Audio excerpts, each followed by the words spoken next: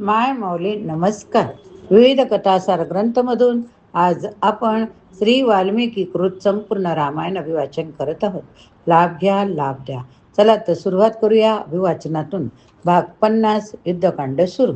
श्री गणेशाय नमः. श्री रामचंद्राय नमः. मागील भागावरनं पुढील भाग सुरू. त्याने रागाने मला शाप दिला, तुझे सर्व कुळ वानर सेनेकडून नाश पावेल. याशिवाय रंभा, ब्रह्मदेव, पुंजिक स्थळी, नल, कुबेर सर्वांनी मला निष्पाप स्त्रियांवर अत्याचार केल्याने शाप दिले होते. माझं आता लक्षात येत आहे की माझ्या भूतकाळाच्या पापाची फळे आता पक्व होत आहे. म्हणून राक्षसांनो, त्वरेने जा, कुंभकर्णाला पोठवा, कारण युद्धभूमीवर त्याच्यापेक्षा वरचढ कोणीच नाही.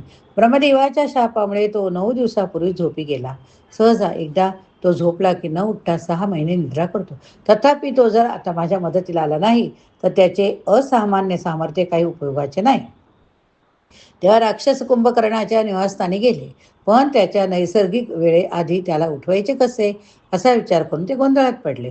आपल्या समवेत प्रचंड प्रमाणात अन्न, इतर वस्तू, सुवासिक द्रव्ये, हार घेऊन राक्षसांनी कुंभकर्णाच्या निवासस्थानी प्रवेश केला.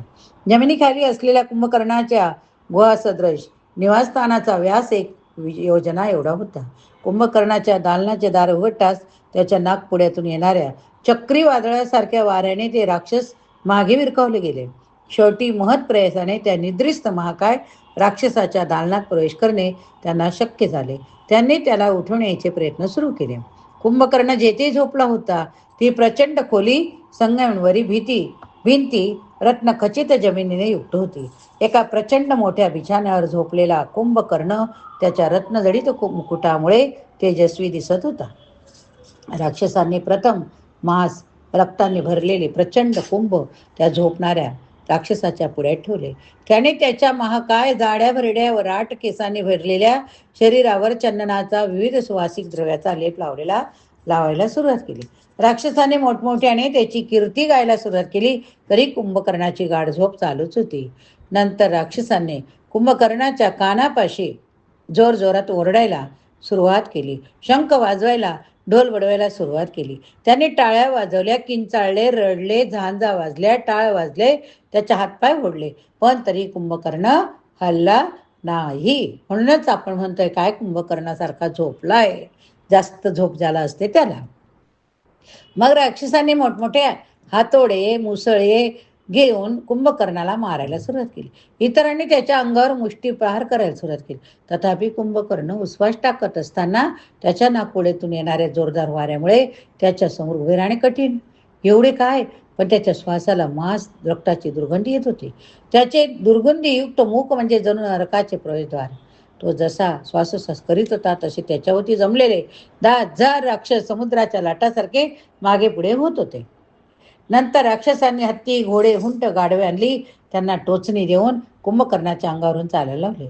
इतरांनी लाकडाच्या मोठ्या ओढक्यांनी त्याच्या पायावर मारले, पण तो अवाढव्य राक्षस उठला नाही. निराश झालेल्या, चिडलेल्या राक्षसांनी कुंभकर्णाचे केस ओढले, त्याच्या कानांचे चावे घ्यायला, त्याच्या हातात कानात पाण्याच्या बादल्या ओतायला सुरुवात केली, तरी कुंभकर्ण झोपलेला. त्यानंतर राक्षसांनी खिळे असलेल्या गदाने त्याला मारायला सुरुवात केली. 1000 हत्तींना त्याचे शरीर तुडवायला लावले. एवढे केल्यावर एखाद्याने हळूवार स्पर्श करून आपल्याला उठवले आहे का असे वाटणारा कुंभकर्ण झोपेतून जागा झाला. त्या भयानक राक्षसाने आळसाने आपले बाहू ताणले, जांभया दिल्या, तो खाण्यासाठी काही शोधू लागला. जरी अजूनही काही राक्षस त्याच्यावर पर्वत शिखरे फेकत होते, तरी कुंभकर्णाला ते जाणवत नव्हते. मानवाचे रूप घेतलेल्या काळाने जसे सर्व सजीवांच्या अंतिम संहाराकरिता उठावे, तसा पुन्हा पुन्हा जांभया देत सरते शेवटी कुंभकर्ण उठला. त्याने त्याच्या पुढ्यात ठेवलेले सर्व मांस, रक्त अदाशीपणे खाल्ले. त्याला तृप्त झालेला पाहून राक्षस हात जोडून त्याच्याजवळ गेले. कुंभकर्णाच्या डोळ्यावर अजूनही निद्रा अंमल होती. त्याने त्याच्याकडे कटाक्ष टाकला, रागाने चौकशी केली, मला अशा अवेळी का बरे उठवले हो? ज्याचा मीच सामना करू शकेल असे मानसंकट तुमच्यावर कोसळले असले पाहिजे, नाहीतर मला विचलित करायचे धाडस कुणी केले असते? कुणीच करणार नाही. युपाक्ष नावाचा मंत्री उतरला. राम लक्ष्मणाच्या नेतृत्वाखाली प्रचंड वानर सैन्याने लंका नगरीला वेढा दिला. अनेक राक्षस वीर आधीच ठार झाले. खरोखर रावण स्वतः युद्धात शिरले, पण त्यावेळी त्यांचा पराभव झाला. रामाने त्याला मुक्त केले. कुंभकर्ण म्हणाला, मी ताबडतोब जातो, राम लक्ष्मणाचे रक्तच पितो, मग भीतीचे कारणच नाहीसे झाल्यावर मी रावणाच्या समोर जातो. तथापि महोदराने सुचवले, रावण तुमचे ज्येष्ठ बंधू महाराज असल्याने तुम्ही प्रथम त्यांच्याकडे जावे, त्यांच्या आज्ञा ग्रहण करावे. त्यानंतर राक्षस रावणाकडे गेले. त्यांनी स्पष्ट केले, महत्प्रयासाने आम्ही कुंभकर्णाला अखेरीस उठविण्यात यशस्वी झालो.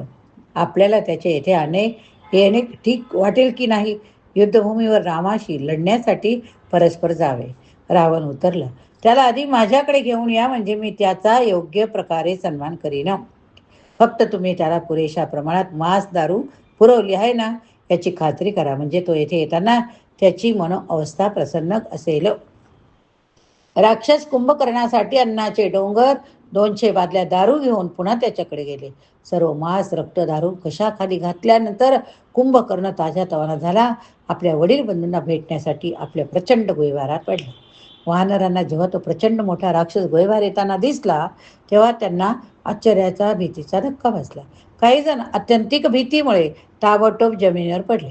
जे थोडे अधिक थीट होते ते रामाच्या आश्रयाला गेले, तर इतर वानर गोंधळून सर्व दिशांना सैराभैरा धावत सुटले.